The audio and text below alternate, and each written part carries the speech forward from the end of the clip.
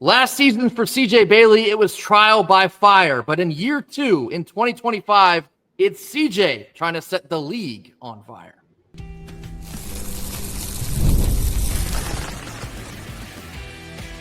You are Locked On Wolfpack, your daily podcast on the NC State Wolfpack, part of the Locked On Podcast Network, your team every day. What's up, Wolfpack Nation? It's time to get locked in with Locked On. Thanks for making Locked On Wolfpack your first listen each and every day. We are free and available wherever you get your podcasts and on YouTube, part of the Locked On Podcast Network, your team every day. Happy Tuesday to all. As always, I'm Grayson Boone, joined by former Wolfpack defensive tackle Kenton Gibbs. Kenton, we are now just 2 days away from kickoff. Somehow we got to get through a couple more podcast episodes. It's helping us get through because we cannot wait to kick this thing off on Thursday evening. Today is the finale of our Impact series, and I believe that we did save the best for last. Sophomore quarterback CJ Bailey. Obviously, CJ Bailey took over the helm last season after Grayson McCall went down to injury. Then McCall ended up retiring entirely from the sport of football. And right there in that moment, it became CJ's team. What happened after that was he was the second highest rated true freshman quarterback in the country, up against the likes of the Dylan Raiolas of Nebraska and the DJ Lagways of Florida. He ended up having all things considered, a decent season for NC State. He led us to bowl eligibility, which is not always an easy ask for a true freshman thrown into the fire. So, Kenton, we'll start right there. What are some memorable things you're taking away from CJ's freshman year? It's just an uncanny maturity for a guy his age. Some people said he held on to the ball too long, but I'll say if you watch the totality of his play, much more often than not, you are not saying, just get rid of the damn thing, CJ. Just throw it somewhere. You weren't left saying that often because 9 times out of 10, when he was holding the ball, he was figuring it out. He was working his way through. The offensive line did a good job of protection, and he wouldn't bail out of a clean pocket and make everybody's job harder.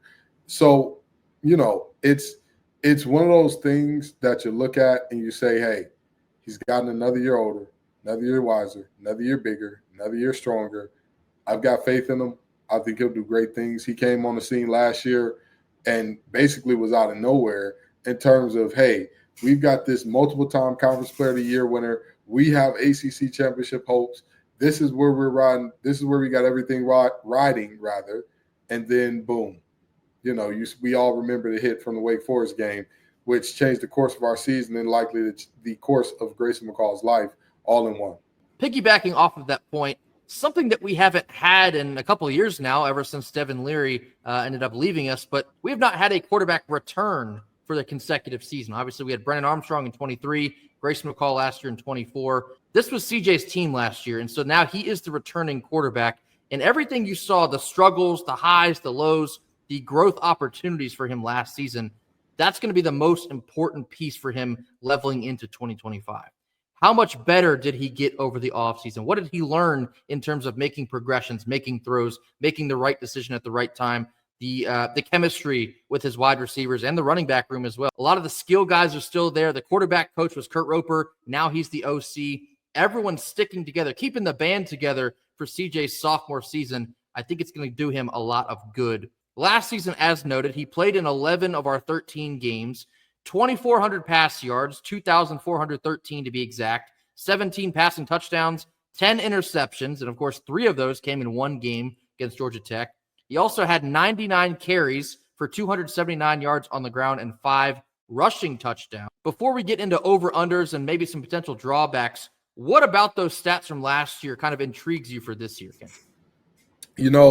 You look at the 22 touchdowns against the 10 giveaways. I'm not going to say that's perfect ball, but that's winning ball from your quarterback. You have, taken care of it, done what you need to do. Even if you include his fumbles lost, I think it only brings him up to 13 or so. For a true freshman that would went into the season with the mindset of, hey, the guy's the guy, and he's going to be something special for us to, no, you're the guy actually. Take off that headset, put on the helmet, and get in the game. That's got to be tough. Let's talk some drawbacks. Now, last year, obviously, he was thrown into the fire. Freshman quarterback is going to make freshman mistakes. There was a lot of chatter about his decision-making and I guess how long it took to make said decisions, which is customary for freshman quarterbacks. Everything is so fast, especially when you're not expecting to be the guy and suddenly one day you are. What are some potential drawbacks you see for CJ in his sophomore season? I think it's that tape is out on you. People know where you like to hit your guys, what concepts you like the most, which ones you're most comfortable with, which ones you're most uncomfortable with. When that tape gets out on you, people talk about the sophomore slump all the time. 9 times out of 10, what actually ends up happening, a guy comes out, sets the world on fire as a rookie because you either A, didn't see him coming, or B, even if you did see him in terms of the tape and all that and said, oh, this is what he's good at, it's still a little different until you experience it once. And then after you experience it once, the second time, you're like, oh, okay, I understand it now. I get what's going on here. And that's what happens more often than not. It's just the film is out, the tape is out on you, and you have to find ways to adjust and get better against that tape. You have to get so much better, eliminate so many bad habits that all of a sudden you're playing like a somewhat different guy. I guess worry in conjunction with your point there, I don't think he's lining up for a sophomore slump because all the external factors like keeping Kurt Roper with you, now he's your OC, and keeping like 95% of your skill guys around you, keeping, I guess, 60% of your offensive line as well. The continuity should go a long way for CJ. So I don't think there's going to be too many factors that will hold him back. But I think my worry for him is he tries to do too much. He tries to press and make things happen instead of letting the game come to him, taking what the defense gives him. And so we saw at times the progressions that he was making got better incrementally over the course of the year. I think there was a very specific touchdown against Stanford, I think it was, where he went through 1 read, 2 read, 3 reads, and then found Justin Jolie in the end zone. That was one of the most impressive throws that he made for all season. So I want to see more of him growing as a quarterback, scanning the whole field, not feeling like he's in a rush and he has to take off out of the pocket, and then you kind of get yourself into trouble like that. And also having more confidence in making sometimes what could be a dangerous throw, fitting it into a tight window and trusting both in yourself and your guy, like Noah Rogers against the Dirty Foot Club. That's a dangerous throw, but he knew it was one he had to make. And ultimately, you can argue that it won us the game. More confidence from CJ Bailey. That is the most important thing that I'm looking for this season. Now for CJ Bailey's over-under. I've set his passing yard marker at 2,999.5. So will CJ Bailey throw for 3,000 yards in 2025, Kenton? What's that Bernie Mac movie where he was a baseball player? You remember the name? Mr. 3000. Mr. 3000. He's going to get himself 3,000 passing yards this year. And the only thing that'll stop him is a Heisman candidacy from one of those running backs that we got or an injury. That's about it. You know what I mean? Anything other than those two things, I was knocking on wood for those of you who didn't hear. Any of you who don't, or anybody who sees a world where we don't see those two things, I think he goes easily over 3,000. And as mentioned, last year he threw for 2,400, only played in 11 games. And some of those games he only had, for example, against Northern Illinois, he only threw for 109 yards. Louisiana Tech, he technically only played a second half of that game. He threw for 156. Duke gave him fits all night, only threw for 184. Georgia Tech, he threw 3 picks, so didn't even have the ball for as much as he needed to have it for, 147. So you can see plenty of opportunities there in addition to playing an extra game, maybe 2 extra games this year, assuming we make a bowl game. If he doesn't go over it, which I do think he will, I think he's going to be really, really damn close to it, like 29, 80 something. Like he's going to be right up on that marker. The continuity of all the offensive weapons and Kurt Roper as his now offensive coordinator, I think he's in a good spot to have a good year for the Wolfpack. Coming up next, there's a very peculiar movement for the FanDuel line addressing the ECU-NC State game on Thursday night. A specific line jumped multiple points. What's going on here? We'll discuss after a quick word from our sponsors. Our first Tuesday sponsor is FanDuel. August the 26th, which is today, is FanDuel Futures Day. It's a brand new holiday for football fans who live for bold predictions and preseason hunches. For just 24 hours, FanDuel is giving you deals on NFL season predictions. So whether you're calling for your MVP, eyeing a long shot division winner, or you're ready to crown your Super Bowl champ before week 1 even kicks off, right now, today, this is your moment. If you're ready to call Josh Allen a back-to-back MVP winner, this could be up to you. If you're ready to claim the Eagles or the Chiefs, maybe the Ravens or the Bills could win the Super Bowl this year, right now, this is the time to get your picks in. Visit the FanDuel app today and start planning your futures bets now because Futures Day, which is today, is one day and one day only. FanDuel, play your game. We also have an important request from all of us here at Locked On. Locked On wants to hear from you. We've put together a survey to learn more about our listeners and make your favorite podcast even better. This is your chance to tell us what you like, what you don't like, and answer questions about our advertising. Go to lockedonpodcast.com/survey to get started. Everyone who completes this survey will be entered for a chance to win one of 10 $100 Amazon gift cards. Again, that's lockedonpodcast.com/survey. You can also find the link in our show notes. Thanks for helping us out. Middle portion of our Tuesday show, we were minding our own business on Monday, getting one day closer to kickoff, and something very interesting happened on several sports betting books, but in particular, we use FanDuel here on Locked On Podcast Network. The line, the spread, it jumped in a span of just a couple hours on FanDuel. I'll bring this up on the screen now. So you see, this is the current line as of 7 p.m. on Monday evening. NC State is now a 13.5-point favorite over the Pirates of ECU. Money line for ECU is plus 440. Money line for NC State is minus 610. And the over-under also climbed a couple extra points, now 61.5. Now, Kenton, I'll preface this. Usually, the only time a spread will move like multiple points in a couple hours, it means one of pretty much two things. One, a ton of money has been dumped on NC State to cover the spread, and that usually drives it up. I don't know if that's the case, but potentially it is, being that it's Monday and everybody's turning their calendar to the week 1 schedule. Or option number 2, something's going on in Greenville, North Carolina that has not become public yet. There's either a major injury, something else going on behind the scenes. I don't know how this line jumps from 11.5 to 13.5 in a couple hours. Hey, listen, East Carolina, East Bay Dunk, Beast of the Middle East, Wolfpack info.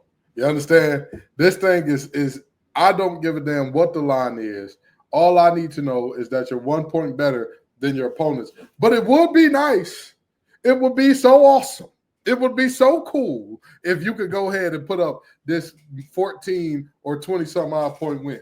Again, if a team thinks that they are your rival, even if you think I'm above being their rival, guess what? You want smoke with me? Cheech and Chong going to be jealous of the smoke I bring to you. You understand?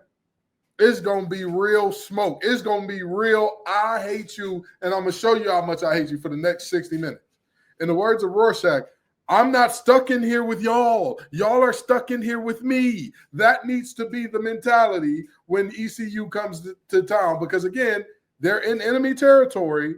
They're a team that everybody believes is 2 touchdowns worse than you. Time to go out and show it. That actually is a perfect segue into my burn the boat speech, which I'll give here in a couple minutes. But even if you're not interested in sports betting, which many of you aren't, and there's nothing wrong with that at all, I'll give you another reason that myself this is included. I call it degenerate all the time. I'll give you the real reason why this is important. It's because of the public perception that NC State is a heavy favorite in this game. I find that a little bit surprising considering how we all just watched the Military Bowl go back in December. NC State was also favorited in that game. I can't remember the line in particular. I want to say it was like 8.5, maybe it was 9.5. But for ECU to win that game, as embarrassing as it was for NC State, they lost a lot of players. We lost a good deal of players. For this line to now sit at pretty much a 2-touchdown favorite, the NC State Wolfpack are, that's very interesting to me. Kenton, what is your opinion on why you think America thinks NC State is this large of a favorite? You know, I don't know. It really does. I have not heard any significant news out of Raleigh that changes things in a positive manner for me. Correct. And maybe that's because I've already got this team winning 8 to 9 games. Maybe that's why.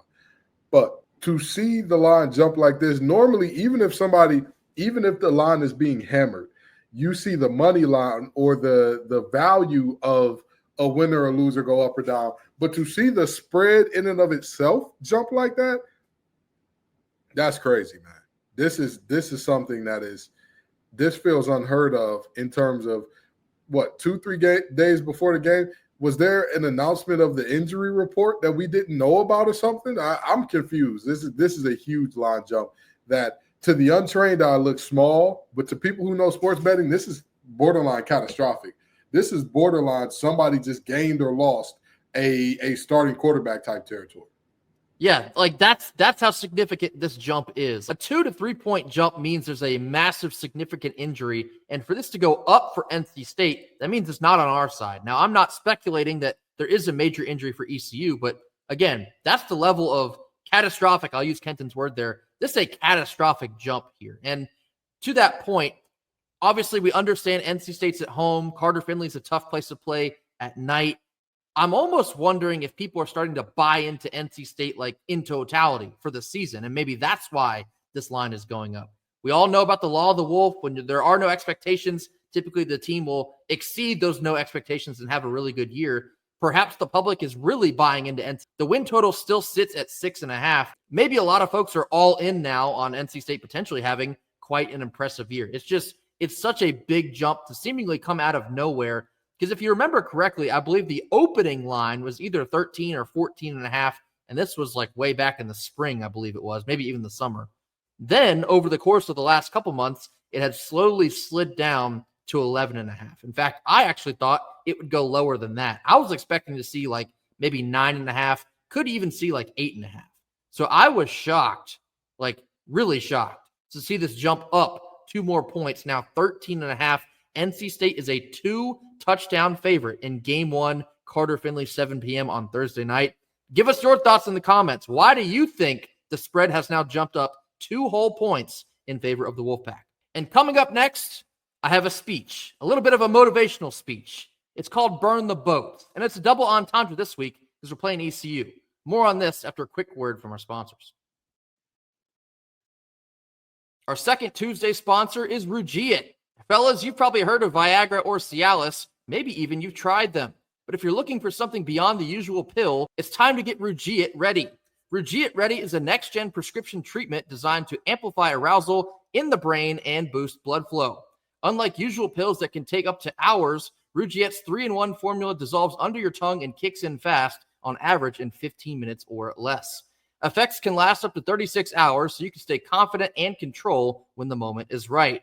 If traditional options haven't worked, Rugiet might be the answer for you. Over 150,000 men have already made the switch. You can even read the real customer reviews on their site because it's helping a lot of people feel more confident and present in the moment. Head on over to Rugiet.com/LockedOnCollege and use code LockedOnCollege to get 15% off today. That's Rugiet.com/LockedOnCollege. Rugiet, Rugiet.com. And the code is Locked On College, LOCKEDONCOLLEGE for 15% off. Individual results may vary with prescription treatment. Compounded drugs are permitted to be prescribed under federal law but are not FDA approved and do not undergo FDA safety, effectiveness, or manufacturing review. Please visit the Rugiet website for full safety information. Last couple minutes of our Tuesday show, which this will kind of serve as like a motivational speech, so to speak. I think in another life, I have like a real lane as like a locker room, like pregame speech guy. It's called Burn the Boats. And some of you may have heard this before. There's several different origins of this story. Some of it goes back to the Spanish conquistador days. Hernan Cortez is keyed with this quote. It's also dating back to some earlier days in Algeria as they were conquering the Iberian Peninsula. But basically what this is, burn the boats. It's a symbolic gesture that shows that you will not surrender. There is only one path forward, and you are hell-bent on achieving your goal. So there's a quote from Tariq bin Zayed from Algeria when he was conquering the Iberian Peninsula in 711 AD. This quote says, "We now stand in a foreign land, in a land that is not our own. It is said in such situations, the best thing to do is to burn your boats so that you can never turn back. If we go forward, we will prosper. If we go back, we will perish. In the face of such a choice, there can only be one answer." I'm getting myself riled up over here. NC State needs to burn the boats in 2025. And if you want to zoom in even further, we're playing Pirates. We got Pirates sailing into Raleigh on Thursday night. For NC State football, for Dave Dorn, for CJ Bailey, the offense, the defense, there is only one way forward. Whatever it takes to leave Carter Finley with a W on Thursday night, burn the boats. You got to come out from the opening kick, the opening snap, the opening play, offense, defense, special teams, and you better show ECU what last year meant to you. That loss in the Military Bowl, it embarrassed the team, it embarrassed Coach Dorn, it embarrassed all of us in Wolfpack Nation. We got something to prove to those Pirates from Eastern North Carolina. We got something to say. We got some get back to get. We got to burn, more specifically, their boats. We got to burn the pirate ships, burn the boats, take no prisoners. There is only one way forward for the Wolfpack. You are absolutely right, brother. I couldn't have said it better myself. Maybe you do have a special role in another life as somebody's Houdini This Brown. is tame, by the way. This is tame. But you know what, though? You're absolutely right. This is a moment where you can't hold anything back, where you can't leave anything in the chamber. At the end of the day, this game is the most important game of the season. And I know there are going to be people who clip this and say, this was the most important. This was their Super Bowl. Good. I don't – you think I give a damn if this team comes out with their hair on fire like this is their Super Bowl? Oh, no. The nerve of a football team playing football hard. Yeah, you're supposed to do that. Do that in this game. And then carry that momentum over to UVA. And then carry that momentum over to Wake Forest. And then carry that momentum over to Duke. And then carry that momentum over to Virginia Tech. And then carry that momentum over to play Notre Dame. I don't want to hear, well, you know, we didn't really see this game as our Super Bowl. No, you're not that good. You're not that good to have any game on your schedule, especially when it gets the team that beat you as your last game of last season, and you don't look at them like this is the Super Bowl. Stop it. Come on, dog. Come on. Like Grayson said, burn the boats. Burn every boat. Shouldn't be nowhere to go. Shouldn't be nowhere to hide. In Carter Finley Stadium on Thursday night, when that ball is kicked off, like Grayson said, the only way is forward. There is no tomorrow. On Thursday night, there is only tonight. There is no next week. The game we have is the only one right in front of us. Our goal is to go 1-0. And so for ECU saying, this is NC State's Super Bowl, blah, blah, blah, our objective is to whoop your behind in one game and one game only before we move on to, after that, the other 11. In this game, this is all we have right in front of us. And we have all the ammunition we could possibly ask for. Caden Hauser's a better quarterback than CJ Bailey. ECU's the best football program in the state of North Carolina. We'll see. You got to come to Raleigh, and you got to show us. And we are prepared. This team better be prepared to burn the boats. Burn our boats, burn their boats, and one team will survive on Thursday night in Carter Finley. I'm inclined that Hungry Wolves will run faster. Burn the boats. That's all I got to say for now. That will do it for us here on Tuesday. As always, thank you all so much for joining us. Be sure to hit that like button. Drop your comments in the comment box. Give us your thoughts on CJ Bailey getting ready for his sophomore season, year 2 at the helm of NC State football. Give us your expectations, your hesitations, and if you do believe he will throw for 3,000 yards or not. Give us your thoughts on the betting line spread jumping 2 entire points on Monday in just a couple of hours. Now sits at minus 13.5 in favor of the NC State Wolfpack. And lastly, burn the boats. Give us your thoughts on if you think NC State will come out fearless with their hair on fire and a point to prove. Mash that subscribe button if you have not already. We'll catch you back here on Wednesday tomorrow. We're discussing the ECU Pirates on Wednesday's show. Get ready for that one. It's a good one. Until then, go Pack. Go Pack.